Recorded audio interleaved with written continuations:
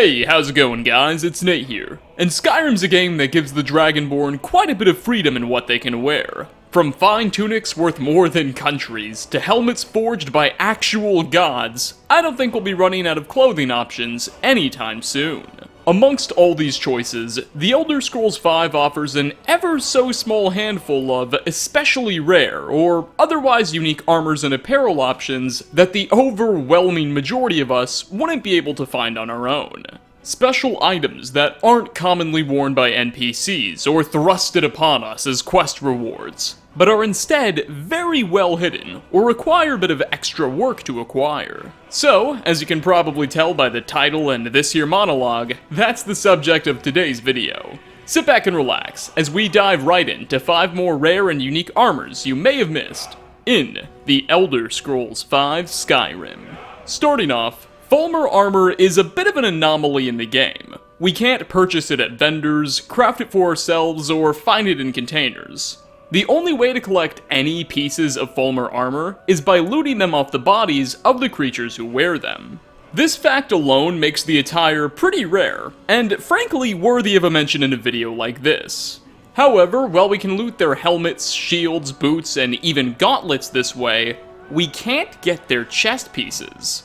For whatever reason, it's impossible to take Fulmer chest plates off of a Fulmer's body. So knowing this, at this point all things considered, it would be pretty reasonable to just assume that typical Fulmer chest plates are unobtainable. I mean, we can't buy, make, or take them. However, within the depths of the dwarven ruin Mizinjaleft, if we pick the lock of an expert-locked gate protecting the entrance to a small structure on the cavern's east side, inside, we'll immediately spot a full set of Fulmer armor, chest piece included, sitting proudly atop a table for us to take. This is the only way in Skyrim it's possible to get your hands on an equipable Fulmer chest piece. So once you snag it, hold on tight.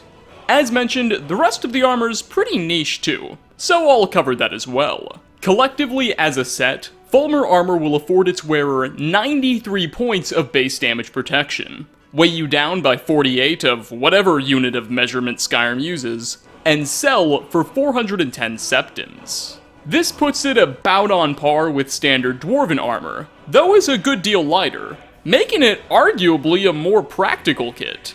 The protection is quite surprising, considering Fulmer apparel seems to cover far less of one's body, and it just overall has a much more primitive vibe than what the dwarves created, appearing to have been fashioned from the exoskeletons of giant cave insects and human bones. One would imagine Dwemer bronze would be far stronger, though I suppose not. Say what you will, but these angry mutated snow elves know how to keep a fighter safe. Next on our list, we have a much more specific piece of armor, one not related to an entire set. I give you the Tumbler Bane gloves. These are a unique pair of mittens that can only be earned after the Dark Brotherhood questline has been completed and what's left of the faction has moved into their Dawnstar Sanctuary. Cause, well, some bad things happened to the last one. At this point, the Dragonborn will be given the quest Where You Hang Your Enemy's Head, which enables you to purchase various new upgrades to the Brotherhood's headquarters. If the Dragonborn chooses to buy the Master Bedroom upgrade, then the next time you return to the hideout and enter the new room, you'll find amongst an assortment of new goodies and furniture, the special Tumbler Bane gloves lying atop a pedestal, and they'll be all yours for the taking. These hand warmers come as a variant of normal shrouded gloves, but boast a unique enchantment that makes locks 20% easier for their wearer to pick. Hence the name, Tumbler Bane, cause get it, tumblers are part of locks and Bane, yeah, you get the picture. Their name's like 95% of the reason I wanted to feature them. Incidentally, despite being so special, Tumbler Banes are actually a less effective piece of armor than their generic counterpart, with a base armor rating of 7, one less than normal shrouded gloves. Although they do weigh the same, and tumblers sell for 200 more gold, with a value of 325. Regardless of their poor protection, this article of apparel is both incredibly rare and can be of great service for those looking to break into places where they're not welcome. Coming in at number 3, we journey to the deepest depths of the Labyrinthian, an ancient Nord ruin that once stood as a proud, bustling metropolis thousands of years ago. But all that's left now is some piles of rubble and subterranean structures. During the climactic College of Winterhold quest, the Staff of Magnus, we'll be sent beneath this former city to recover a magical artifact and stop a treacherous Thalmor agent from possibly destroying Tamriel, though it's kinda hard to figure out what his intentions were. Alas, that's a narrative we can explore in a future video. Instead, what I'm interested in is the Ancient Helmet of the Unburned, a special piece of headgear we can find once we've been given access to the Labyrinthians underground during the Staff of Magnus College quest. Here, within a specific chamber we enter just before venturing into Shalador's maze, a locked gate can be found, and behind it, the Ancient Helmet of the Unburned proudly rests atop an ancient Nordic greatsword, appropriately driven into a burning fire. Simply pick the lock on the gate, perhaps with the help of your new Tumbler Bane gloves, and this item will be all yours. The Ancient Helmet of the Unburned, as its name suggests, is an ancient Nord helmet, with an enchantment that increases the fire resistance of he or she who puts it on their head by a pretty substantial 40%. Aside from the enchantment, the Unburned helmet also distinguishes itself from the store brand by being worth 14 times as much gold, with a value of 841 coins compared to a measly 60. That's enough to buy an ebony helmet and still have 91 gold left over to play with. On second thought, actually, maybe you should just sell the thing. Our fourth item is not found in the depths of some spooky, scary dungeon, but instead the lavish and extravagant court of Solitude's Blue Palace. At least, most of the time.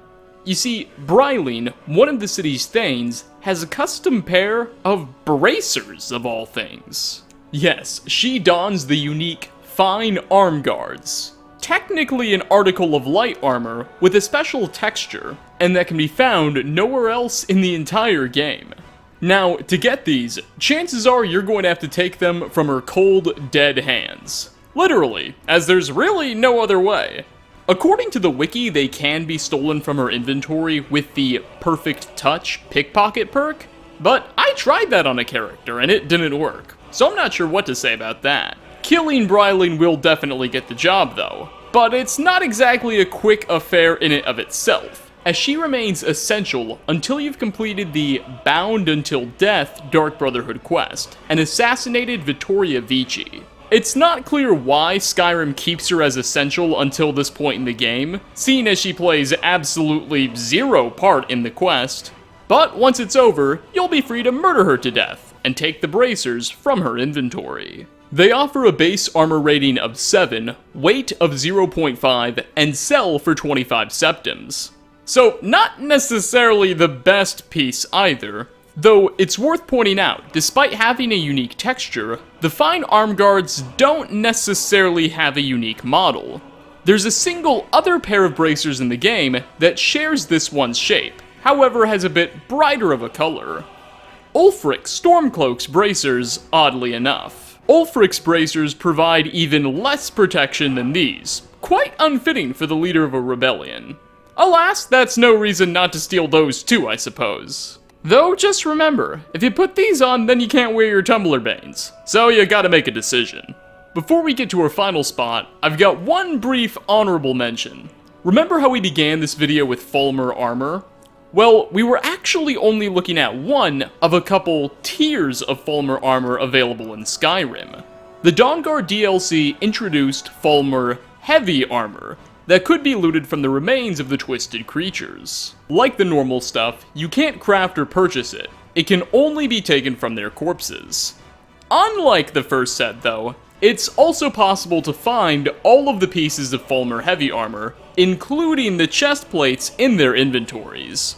So it's a good bit easier to build a full set out of it, which is why I'm simply regarding this as an honorable mention.